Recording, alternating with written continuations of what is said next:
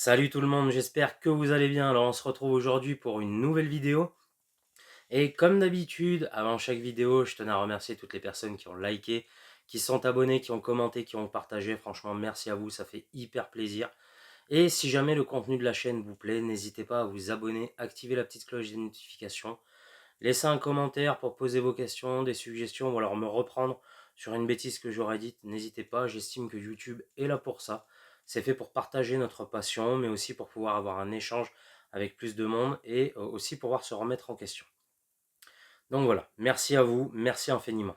Alors, aujourd'hui, on reprend la description de genre et d'espèces, et pour cette petite reprise, je vous emmène voir un serpent qui ressemble à un cobra, et pourtant les scientifiques ont décidé de ne pas le classer dans le genre des najas. Aujourd'hui, je vous emmène à la rencontre d'Hemacatus hemacatus, le fameux rincal. Alors, ce serpent fait partie de la grande famille des élapidés. Donc c'est un serpent venimeux qui a une denture protéroglyphe, c'est-à-dire des crochets à venin fixes situés à l'avant de la gueule, crochets reliés par des canaux à deux poches à venin. Je précise, chez les élapidés comme chez les vipéridés, vous ne retrouvez que des espèces de serpents venimeuses. Hemacatus se rencontre en Afrique du Sud, au nord du Liberia, au Lesotho, au KwaZulu-Natal, dans l'ouest de l'Eswatini, au Mpumalanga, et dans certaines parties du Gauteng. Ce serpent va préférer les habitats assez ouverts. On peut le croiser assez fréquemment en prairie ou alors même dans des marais, et c'est un serpent qui va avoir un mode de vie plutôt terrestre. Aux heures les plus chaudes de la journée, il est capable d'aller se foutre dans des terriers qui ont été creusés par d'autres animaux, ou alors de grimper dans des broussailles pour essayer de se mettre à l'abri et capter un peu l'air frais. Mais il est quasiment exclusivement terrestre. C'est un serpent qui est plutôt diurne, mais qui peut se rencontrer à la nuit tombée ou au lever du soleil. Et c'est un serpent qui est quand même assez actif. Au niveau de l'apparence, effectivement, ce serpent ressemble énormément au cobra. Mais les scientifiques ont décidé de ne pas le classifier dans la famille des najas pour plusieurs raisons. La première, c'est que cet animal va avoir des écailles carénées et striées, là où les vrais cobras, donc les najas, ont des écailles lisses. Et la deuxième raison qui a fait qu'il n'a pas été classifié parmi le genre des najas, c'est que ce serpent a un mode reproducteur qui est différent des cobras, mais ça on en parlera par la suite. En termes de taille, on est sur un serpent qui va mesurer dans les 90 à 110 cm, et plus exceptionnellement dans les 150 cm, mais ça reste très rare. On est sur un serpent qui ressemble un peu à tous les élapidés, une tête démarquée du corps, mais pas non plus trop démarquée, un corps assez svelte et fin, et cette fameuse capacité à déployer un capuchon qui, quand on regarde, est beaucoup plus petit que celui des najas. Au niveau de la coloration, on va avoir des individus qui vont être quasi exclusivement noirs, et vous allez avoir d'autres individus qui vont être plutôt tigrés, donc avec une couleur de fond orangeâtre à brunâtre et des stries transversales plus foncées sur tout le corps. Au niveau de la ventrale, et ben là on est sur un serpent qui va avoir une ventrale uniformément noire avec deux bandes transversales blanches qui traversent au niveau du cou. Ce serpent, dans la nature, est un prédateur assez actif. Il va se nourrir de rongeurs, de lézards, mais aussi de crapauds qu'il a l'air d'affectionner particulièrement. Suite à quelques échanges avec des terrariophiles, on m'a confirmé que ce serpent avait une nette tendance à se diriger vers les amphibiens quand il en avait l'opportunité. Donc je pense que du fait de son milieu de vie et du fait de l'abondance d'amphibiens dans ces régions, c'est une proie de prédilection. Et on en vient maintenant à la partie interdit au moins de 18, la partie reproduction. Comme pour tous les serpents de la planète, la reproduction va être régie par les saisons. Dans les contrées où il habite, on a une saison sèche, une saison un peu plus humide. Donc à la sortie de la saison sèche, les mâles et les femelles vont reprendre une activité normale. Les femelles vont chercher à s'engraisser là où les mâles vont faire quelques repas et ensuite partir à la recherche d'une femelle. Une fois que madame et monsieur se rencontrent, il y a ce qu'on appelle un lock qui, oui, peut durer plusieurs heures. Et une fois le lock terminé, chacun repart de son côté. Au bout de quelques mois de gestation, la femelle ne va pas pondre des œufs mais donner naissance à des petits. Et là, on est sur la deuxième particularité qui différencie le genre Hemacatus du genre Naja, puisque les Najas sont des serpents ovipares, donc qui pondent des œufs, et les Hemacatus sont des serpents ovovivipares. En fait, si vous voulez, la femelle va incuber les œufs à l'intérieur de son corps, et une fois que les œufs vont éclore, des petits vont naître comme si on avait affaire à un animal vivipare. Mais non, puisque s'il y a des œufs qui n'ont pas été fécondés, la femelle va également les propulser à l'extérieur de son corps, et c'est ce qu'on appelle des slugs. Les slugs, c'est ces espèces de formes un petit peu jaunâtres, et là on est quand même sur un serpent qui peut donner naissance à pas mal de petits. De ce que j'ai trouvé un petit peu dans la littérature sur internet et à travers divers forum, on peut avoir des portées de 20 à 35 petits. Alors il y a même des articles qui parlent d'une cinquantaine de petits, mais là je trouve ça énorme pour un animal qui fait 150 cm grand max. Mais déjà 20 à 35 c'est énorme. Donc on est sur des femelles qui sont capables de donner la vie à quand même de nombreux serpentaux. Bon, une fois sortis du ventre de leur mère, les petits vont prendre leur envol et sont déjà équipés d'un venin assez efficace pour leur permettre de survivre. Et je me suis rendu compte qu'il y avait un point que j'abordais pas fréquemment dans les vidéos et pourtant qui est très intéressant, c'est le comportement défensif des serpents. Effectivement, toutes les espèces de serpents vont avoir un comportement défensif qui va leur être propre. Et Hemacatus a un comportement défensif assez impressionnant. La première chose qu'il va faire, comme tous les serpents, c'est s'il en a l'opportunité, il va s'enfuir. Si il se retrouve acculé, ce serpent va faire ce qu'on appelle une thanatose, c'est-à-dire qu'il va imiter la mort. En fait, il va se retourner sur le dos, ouvrir la gueule, laisser pendre la langue et dégager une odeur nauséabonde qui va vous faire regretter d'avoir croisé sa route. En fait, cette odeur va imiter l'odeur de la mort et si vous voulez, si l'animal se retrouve en face d'un prédateur qui n'est pas nécrophage, le prédateur va sûrement détourner son chemin en se disant bon c'est une vieille carcasse toute pourrie, je préfère ne pas y toucher. Et en dernier lieu, le serpent va se redresser sur lui-même et va projeter son venin ou cracher son venin, comme certains le disent, même si pour moi c'est pas un crachat, dans les yeux de son adversaire, ce qui va créer une vive douleur à son adversaire. Et vous allez le voir, ça reste assez redoutable.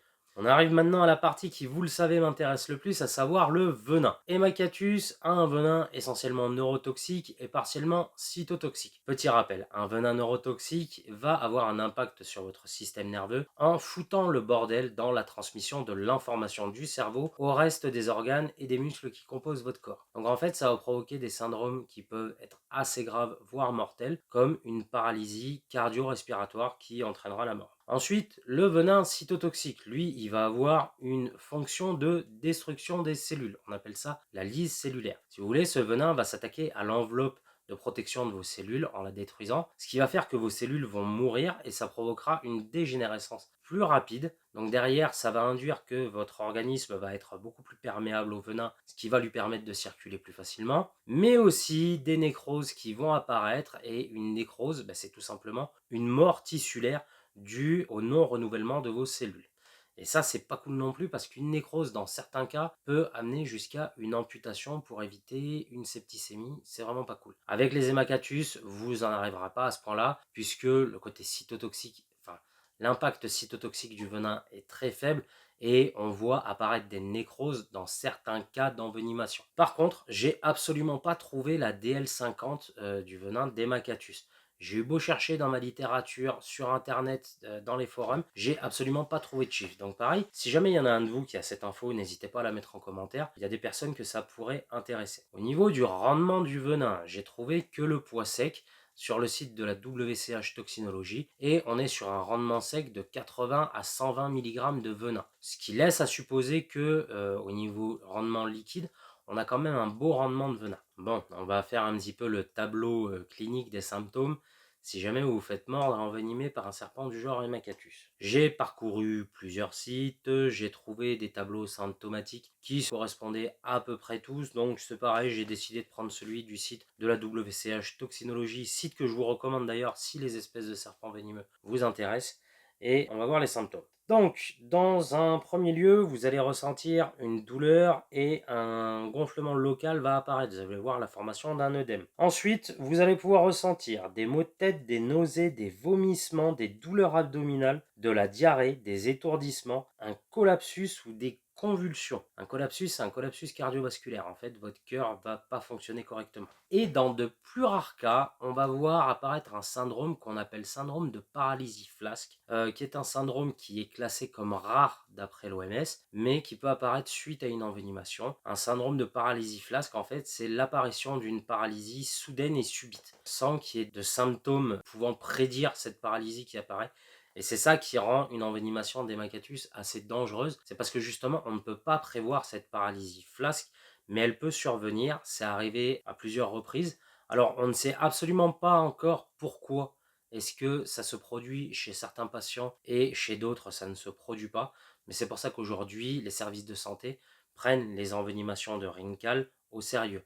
parce que cette paralysie flasque peut entraîner la mort assez rapidement. Fort heureusement, il existe à l'heure actuelle des sérums antivenins polyvalents sur le marché qui sont efficaces pour traiter une envenimation par un Nematotus. Vous en avez deux qui apparaissent sur le site de la WCH Toxinologie, kit anti-morsure de serpent SAIMR, et l'autre c'est sérum antivenin polyvalent SAIMR. Donc ce sont deux sérums antivenins efficaces et qui sont à l'heure actuelle utilisés pour traiter les morsures de rhincal. Bon, ça c'était pour la partie envenimation par inoculation. Maintenant on va voir la partie envenimation par contact. Donc je vous rappelle que ce serpent est capable de projeter son venin vers l'avant. Vous allez voir que ça peut avoir des conséquences assez graves sur votre organisme. Pourquoi est-ce que je dis projeter le venin plutôt que cracher? Un crachat, pour moi, c'est quelque chose qui provient de la bouche et qui ne provient pas des dents. Pour moi, ce serpent projette son venin, il ne le crache pas. Comment est-ce qu'il fait pour projeter son venin? Eh bien, tout simplement, l'évolution a fait que les dents inoculatrices de ce serpent se sont adaptées pour pouvoir projeter le venin vers l'avant sous pression. Si vous voulez, je vais vous mettre une photo comparative des dents d'un aja standard qui ne crache pas son venin, et je vais vous mettre des dents d'un aja qui crache et des macatus. Donc vous pouvez voir que ces dents sont complètement différentes. Les dents du naja qui ne crache pas sont coupées par un sillon, là où celles des serpents qui crachent n'ont pas de sillon. On a juste un petit trou en bas de la dent qui permet de pouvoir projeter le venin sous pression et qui fait que ça fait une arme de défense assez dissuasive en cas d'agression. Et il est projeté vers l'avant parce que la base du canal en bas de la dent est orienté à 90 degrés. Donc en fait, si vous voulez faire une expérience, vous prenez un tuyau, vous mettez un coude à 90 degrés en bas, et puis vous balancez dedans de l'eau à haute pression et vous allez voir comment ça part. C'est assez impressionnant. Et bien la dentition du rhincal, c'est exactement la même chose, d'accord? Ces muscles font pression sur les poches à venin, le venin va passer dans les canaux à haute pression et va sortir par là où il peut sortir, c'est-à-dire ces deux petits trous-là, et il va se retrouver projeté en l'air. Et même projeté, ce venin n'est pas à prendre à la légère. Je vais vous le vulgariser parce qu'il y a des termes qui sont très compliqués dans ce que j'ai trouvé et que j'ai pas réussi à mettre en mode vulgarisation vu les définitions. Mais très concrètement, ce qui va se passer si jamais vous prenez du venin dans les yeux, c'est que vous allez tout de suite ressentir une douleur vive dans l'œil. Vous allez avoir une impression de comme si vous aviez pris de la javel dans l'œil. Je ne sais pas si ça vous est déjà arrivé. C'est très désagréable, ça vous gratte, ça brûle, c'est vraiment très désagréable. Et ensuite, le venin va venir s'attaquer à l'œil, à l'intérieur de votre œil, mais aussi à l'extérieur. Vous allez avoir des œdèmes qui vont se développer donc autour de l'œil, mais aussi au niveau de la cornée derrière votre œil. Et en fait, si vous voulez, ça va ronger votre cornée et ça va la détruire. Donc vous allez avoir l'œil qui va changer de couleur, qui va devenir de plus en plus opaque. Et au fur et à mesure du temps, vous allez perdre la vue, vous allez finir aveugle. Ça, c'était pour la vulgarisation de ce qu'est capable de faire le venin sur vos yeux. Maintenant, qu'est-ce que vous devez faire si jamais vous prenez du venin dans les yeux? Alors, je ne vous le souhaite pas, et pour éviter ça, vous vous tenez loin de ces animaux, en sachant que c'est des animaux qui sont capables de projeter du venin de 1,50 m à 3 mètres. Tenez-vous-en loin, vous éviterez tout danger. Mais si jamais ça vous arrivait, surtout la chose à ne pas faire, c'est de vous frotter l'œil. Si jamais vous vous frottez l'œil, vous pouvez aggraver la situation en créant des micro-lésions qui, là, vont pour le coup laisser pénétrer le venin dans votre organisme et peuvent créer une envenimation. Et une micro-lésion au niveau de l'œil, derrière vous avez le cerveau, s'il y a envenimation à ce niveau-là, c'est vraiment pas cool. Donc, vous ne vous frottez pas les yeux, surtout, vous évitez. Vous prenez une bouteille d'eau claire, alors je ne fais pas de placement de produit, hein, mais vous prenez une bouteille d'eau claire et vous vous rincez les yeux abondamment à l'eau claire. Vous ne mettez pas de savon, vous ne mettez pas d'huile, vous ne mettez pas de liquide vaisselle, rien, juste de l'eau claire. Si vous êtes avec quelqu'un, vous lui demandez de contacter les services d'urgence. Sinon, vous le faites vous-même grâce à vos téléphones aujourd'hui. La majeure partie des téléphones sont équipés de fonctions vocales. Vous contactez les services d'urgence et vous leur dites que vous avez reçu du venin d'hémacatus dans les yeux. Ils vont soit vous envoyer une ambulance pour vous récupérer, soit il va falloir qu'on vous emmène, mais il faut qu'il y ait impérativement une prise en charge médicale. Parce qu'en fait, ce venin, même si vous avez rincé ce qui est à l'extérieur, aura peut-être pénétré à l'arrière de votre œil et du coup, s'il n'y a pas de traitement médical mis en place, vous allez perdre la vue, c'est quasi sûr. Heureusement, à l'heure actuelle, il y a très peu d'êtres humains qui se prennent une projection de venin dans la nature et qui finissent à l'hôpital. C'est un cas très rare. Ça arrive beaucoup plus fréquemment en captivité, par exemple. Quand on regarde en Amérique, il y a beaucoup plus de personnes qui ont été admises aux urgences pour une projection de venin de Naja nigricolis ou d'Hémacatus en milieu naturel. Et le traitement médical qui a été trouvé pour traiter cette envenimation ophtalmique, il a été mis en place par des vétérinaires. Parce que les chiens, les chats ont plus tendance à rencontrer ce serpent dans leur milieu naturel en Afrique du Sud, par exemple, que l'être humain. Donc ils sont beaucoup plus sujets à envenimation ophtalmique. Et les vétérinaires ont découvert qu'un traitement sous héparine allait inhiber les effets du venin et allait pouvoir sauver la vue de l'animal à 80%. Donc, ils ont décidé de tester la même chose sur l'être humain et ça fonctionne. Donc, si jamais ça vous arrive, rendez-vous aux urgences rapidement. Ne laissez pas ça comme ça en vous disant ouais, ça va passer, c'est rien. Non, allez consulter un médecin, c'est hyper important. Quoi qu'il en soit, comme je vous le dis dans chaque vidéo, il n'y a aucun serpent dangereux sur la planète. À partir du moment où vous vous tenez à l'écart et que vous leur foutez la paix, vous n'encourez absolument aucun risque. Donc, si jamais vous en croisez un, vous passez votre chemin. Si vous voulez prendre une photo, vous la prenez de loin. Ne jouez pas avec votre vie, c'est vraiment quelque chose sur lequel j'insiste, parce que je vois de plus en plus de personnes fanfaronner avec des serpents venimeux, mais c'est pas un exemple à suivre. Ayez à l'esprit que ces animaux restent des animaux sauvages, qu'ils méritent leur tranquillité, qu'il faut les laisser tranquilles, et que derrière, c'est des animaux qui ont potentiellement le pouvoir d'infliger la mort. Je ne veux pas diaboliser les serpents, je veux qu'on les respecte. Personnellement, j'adore les serpents, mais je les respecte. Donc, laissez-les tranquilles et vous verrez, vous n'encourrez aucun danger. Voilà les amis, c'est la fin de cette petite vidéo. J'espère qu'elle vous aura plu. Si c'est le cas, n'hésitez pas à laisser un petit commentaire pour me le dire. Si jamais vous n'êtes pas encore abonné et que le contenu vous plaît, n'hésitez pas à vous abonner, à activer la petite cloche des notifications. Ça permettra à la chaîne un meilleur référencement. Et moi, je vous dis à très bientôt. Prenez soin de vous. On se retrouve très vite pour une nouvelle vidéo sur le monde fascinant des serpents. À la prochaine, ciao!